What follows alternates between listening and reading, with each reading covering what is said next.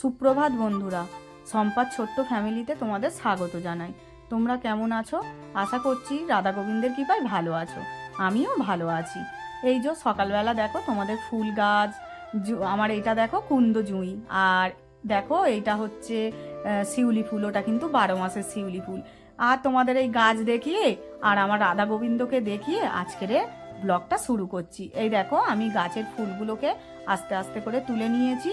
আর আজকের হচ্ছে রাস পূর্ণিমা, তা রাস পূর্ণিমা তো একটু ইচ্ছা আছে যে শিরুনি করব, আমি নিজেই করব, আর ঠাকুর মশাই আসবে একটু পুজো করব। আর এই দেখো সকাল সকাল মা সমস্ত কাজ সেরে নিয়েছে, আমি ঘরের বিছানা টিছানা গুছিয়ে ঘর দোরগুলো আমি আস্তে আস্তে গুছিয়ে নিয়েছি।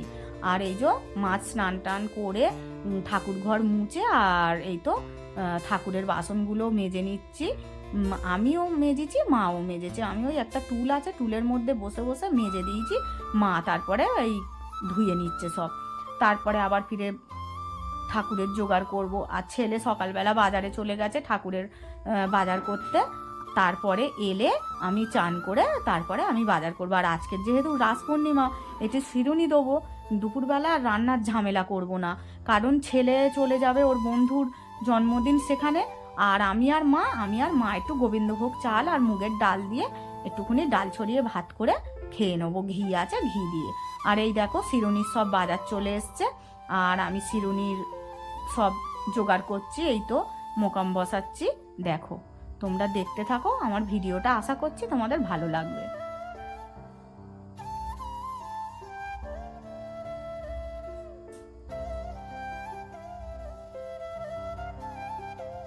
আর এই দেখো মা লক্ষ্মী নারায়ণকে ফুলের মালা, আমার রাধারানী আমার গোবিন্দকেও ভালো ফুলের মালা দিয়ে একদম সাজিয়ে গুজিয়ে তারপরে আমি রেখে দেবো, ঠাকুর মশাই এসে শুধু পুজোটা করে দেবে।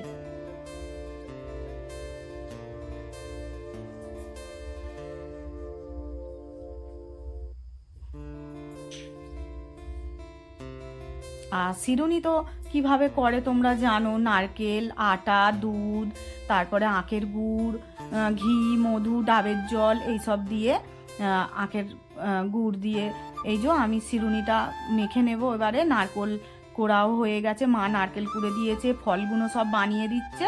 আর এটা হচ্ছে চিঁড়ের ভোগ বানাচ্ছি, ওই একটু চিঁড়ের ভোগ করব। আর নারকেল দিয়ে চিড়ের ভোগ বানাতে হয়, যেভাবে চিড়ের ভোগ বানায় ওরকম করে চিড়ের ভোগ বানাবো। আর শিরুনিটা করব, আর ফলমূল মিষ্টান্ন এই দিয়েই আজকের বাবার মায়ের পুজো দেবো একটু রাস পূর্ণিমায়।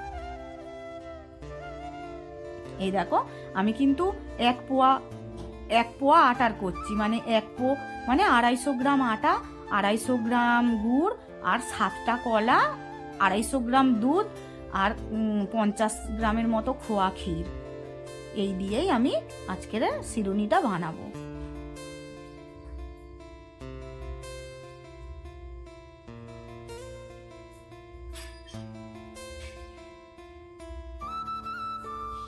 এই যে ডাবের জলও দিয়ে দিলাম, দুধ দিয়ে দিলাম, আর কলা, আটা আর আখের গুড় দিয়ে ভালো করে আগে সুন্দর করে চটকে নিচ্ছে, নিয়ে তারপরে নারকেলটা দিয়ে আর উপর থেকে কাজু কিশমিশ এগুলো সব আমি সাজিয়ে দেব।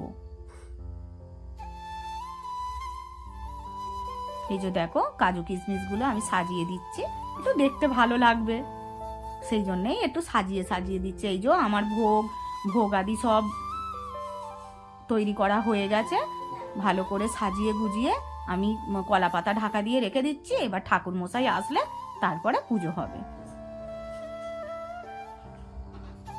আর এই দেখো ঠাকুর মশাই আসেনে বলে আমি ভাবলাম যে তাহলে একটুখানি ডাল ছড়িয়ে ভাতটা বুসিটা বসিয়েই দিই।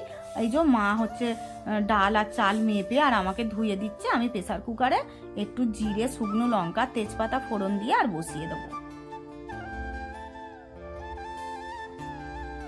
তাহলে পুজোটা হয়ে গেলেই আমরা তবু খেতে পারবো। কারণ সকাল থেকে জানো তো আমার শরীর খারাপ, তবুও উপোস করে আছি। উপোস বলতে একদম উপোস নয়, আমি ডাল ছড়িয়ে এই সকালবেলা আমি হরলিক্স আর বিস্কুট খেয়েছিলাম, 2টো বিস্কুট আর 1 কাপ হরলিক্স খেয়েছিলাম।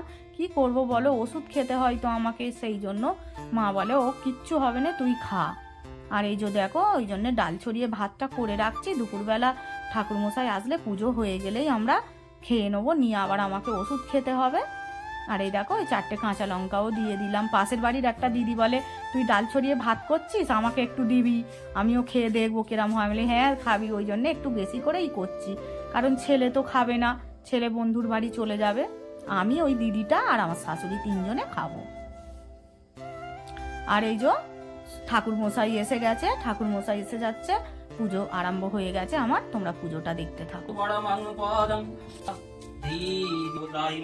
পুণ্ডরিকাক্ষং সর্বপাপোভা সর্ববস্ত্রং গতোপিভা তস্তুশুচি ওম শুচি ওম শুচি ওম মাধব মাধব বাচি মাধব মাধব হৃদি সরন্তি সাধব সর্বেশি কার্যেষু নমঃ শ্রী মাধব নমঃ শ্রী মাধব নমঃ শ্রী মাধব ওম ইতি প্রকৃতে সমন্তি সদ্য দুঃখ বিনাশিনী দুঃখদা মোক্ষদায়ী গঙ্গা গঙ্গৈবা পরমাগতি।